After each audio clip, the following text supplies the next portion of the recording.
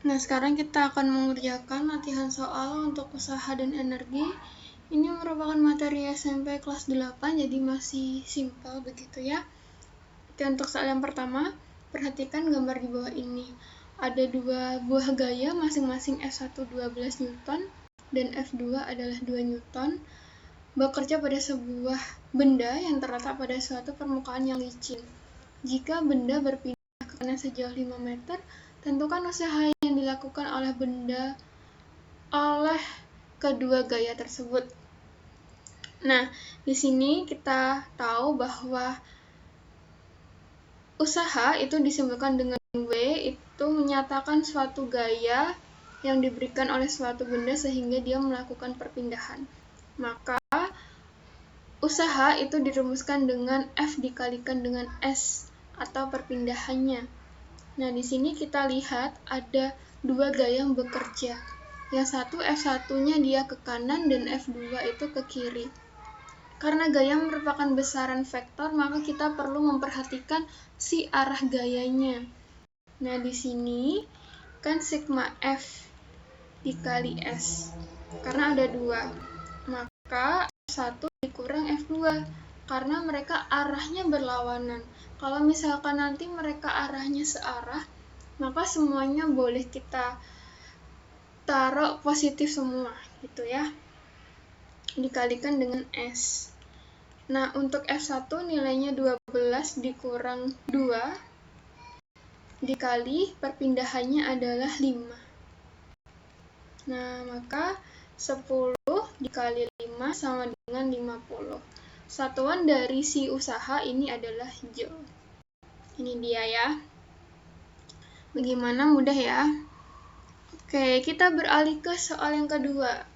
Dina menaiki tangga dari lantai dasar hingga ketinggian 1,5 meter membutuhkan waktu 3 detik. Jika berat Dina adalah 400 Newton, tentukan daya yang dibutuhkan Dina. Coba kita review, daya itu adalah P. Daya ini kita dapat temukan dengan si usahanya dibagi dengan waktu. Jadi usaha yang diperlukan dalam waktu tertentu. Nah, karena di sini kita belum mendapatkan ya berapa usahanya, maka kita harus cari usaha seperti ada soal sebelumnya, itu F dikalikan dengan pindahannya. Nah, yuk kita tulis dulu deh, diketahui apa aja. Di sini ketinggian ini menyatakan dia perpindahannya ya, karena dia dari lantai dasar ke ketinggian 1,5. Jadi S-nya 1,5 meter. Lalu membutuhkan waktu 3 detik. Ini adalah T-nya. Satuannya second. Lalu berat Dina itu adalah 400 Newton. Nah, berat di sini dia menyatakan sebagai F. Jadi berat itu sama dengan F ya. W di sini bukan si usahanya, tapi W di sini adalah gaya berat. Kamu juga bisa lihat di situ satuannya Newton. Kalau dia satuannya Newton, berarti dia termasuk gaya. Karena gaya itu bisa berupa tegangan tali, gaya gesek, gaya listrik, dan lain-lain. Begitu. Jadi ini F-nya adalah 400 Newton. Yang ditanya P. Yuk kita cari W-nya. F dikali S. Berarti 400 dikalikan S-nya 1,5. 400 dikali 1,5 itu sama dengan 600 Joule. Nah, lalu kita ke dayanya. Daya itu usaha dibagi dengan waktu.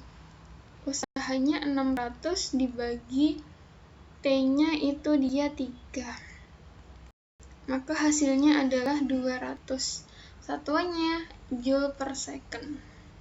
Nah, ini hasilnya. Gampang ya. Oke, kita lanjut. Sekarang soal yang ketiga. Di sini kita akan menggunakan konsep dari hukum kekekalan energi mekanik. Kita coba review. Jadi hukum kekekalan energi mekanik itu menyatakan bahwa energi potensial dengan kinetik di awal maupun di akhir itu adalah sama. Kita tahu bahwa energi mekanik ini adalah penjumlahan dari energi potensial ditambah dengan energi kinetik. Jadi kalau satu ini menyebutkan sebagai awalnya, berarti tambah aja EP1, yang ini EK1 sama dengan EP2 ditambah dengan EK2. Ini ya, nanti kamu bisa jabarkan kalau misalkan EP itu MGH, kalau EK itu adalah setengah massa dikali kecepatan pangkat 2. Nah, sekarang kita lihat ke soalnya. Di sini ada sebuah benda, dia bermassa setengah kilo, jatuh bebas dari ketinggian 6 meter dari atas lantai. Berapakah energi kinetik benda tersebut saat tepat 1 meter di atas tanah? Mari kita ilustrasikan soal ini. Misalkan ini bendanya, dia berada 6 meter ya. Berarti ini adalah kedudukan awalnya, H1-nya itu 6 meter. Dia dikatakan jatuh bebas. Kalau misalkan jatuh bebas, maka kecepatannya adalah 0. Lalu yang ditanya adalah berapakah energi kinetik benda tersebut saat tepat 1 meter di atas tanah. Jadi dia jatuh ya, pasti kalau jatuh ke bawah. Nah ini. Jadi H2-nya yang 1 meter. Ditanya itu adalah EK2-nya. Oke ya, kita dari sini ya, berangkat dari sini kita jabarkan ya ke MGH. MGH 1 ditambah dengan setengah dikali massa dikali kecepatan 1/2 sama dengan MGH 2 ditambah dengan EK2. Nah, di sini saya nggak jabarkan karena kita mau cari energi kinetiknya, biar kalian nggak capek ya. Lalu kita substitusikan, massanya adalah setengah, dia udah kilo ya, jadi udah pas, nggak usah dikonversikan. Lalu gravitasi bumi, kalau misalkan nggak diketahui di soal, kalian bisa masukkan 10, hanya itu 6 ditambah dengan setengah, dikali massanya setengah, dikali kecepatannya 0. Masanya setengah dikali 10 dikali 1 meter ditambah EK2. Nah, di sini kita bisa sederhanakan setengah dengan 6 ya. Kita coret ini tinggal 3. 10 dikali 3 itu 30 ditambah ini kali 0, 0. Sama dengan setengah dikali 10. Jadinya 5. Ditambah EK2. Maka, karena kita mau mencari EK2-nya, kita pindahkan 5 ini ke ruas kiri, dia jadi negatif. 30 dikurang 5. Maka hasilnya 25 Joule. Nah, ini ya. EK2 sama dengan 25 Joule. Nah, gampang kan? Oke, next ke soal yang terakhir. Nah, soal yang terakhir ini kita masih tetap menggunakan energi kekekalan mekanik ya. Coba deh kita ilustrasikan gambarnya. Di sini ada sebuah kelapa. Dia memiliki massa 4 kilo, jatuh dari pohonnya tanpa kecepatan awal dari ketinggian 20 meter. Wow, cukup tinggi ya. Jika percepatan gravitasi 10 meter per sekon kuadrat, berapakah kecepatan buah kelapa saat berada di ketinggian 10 meter? Jadi, ini ada pohon kelapa H1, katanya dia 20 meter. Nanti dia akan jatuh, misalkan di sini ya 10 meternya, H2-nya. Sama di soal sebelumnya, dia tanpa kecepatan awal. Berarti ini V1-nya sama dengan 0. Yang ditanya adalah V2-nya. Ini juga diketahui massanya 4 kilo, G-nya 10. Kayak kita langsung gunakan yang pakai penjabaran itu ya, yang MGH.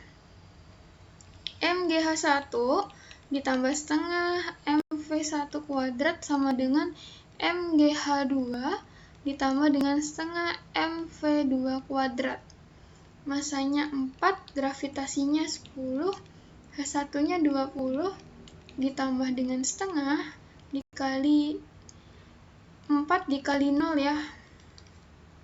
Lalu ini masanya 4 dikali 10 dikali 10, H2-nya. Lalu setengah dikalikan masanya 4 dikali V2 pangkat 2. Kita kalikan 4 kali 10 kali 20 itu dia 800. Ditambah ini 0 sama dengan 4 dikalikan 10 kali 10 itu 400. Ditambah setengah kali 4 itu dia bisa disederhanakan jadi 2V2. Nah sekarang 800, 400-nya saya pindahkan jadi negatif. 2V2. Ini ya. Hasilnya adalah 400. 2V2. Karena kita mau mencari V2-nya, berarti V2 itu sama dengan 400 dibagi 2. Ini masih kuadrat. Hasilnya adalah 200. Karena di sini masih V2 kuadrat, kan kita mau cari V2-nya. Berarti kita akarkan 200.